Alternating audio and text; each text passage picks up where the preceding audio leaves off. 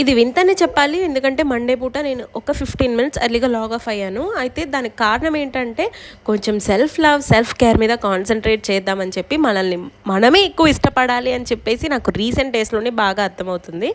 So, అందుకే ఎక్కడికొచ్చానంటే obviously మా పిన్ని దగ్గరికే వస్తాను నేను. ఏ టు జెడ్ అన్నీ ఇక్కడే ఉంటాయి. అమ్మాయిలకి కావాల్సిన ప్రతీదీ కూడా.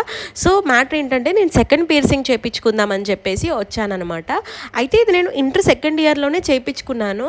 కానీ అప్పుడు నేను కొన్ని డేస్ పెట్టుకోగా నాకు కొంచెం ర్యాష్ వచ్చింది, దురదలా వస్తుంది అని చెప్పేసి ఆ రింగ్ తీసి పక్కన పెట్టంగానే అది క్లోజ్ అయిపోయింది ఆ హోల్. ఇప్పుడు కూడా అమ్మ అదే అంటూ ఉందన్నమాట, ఎందుకు నువ్వు కుట్టించుకున్నా మళ్ళీ నీకు తర్వాత ఇచ్చింగ్ వస్తుందని చెప్పి పక్కన పెట్టేస్తావు, మళ్ళీ క్లోజ్ అయిపోతుంది అని చెప్పి.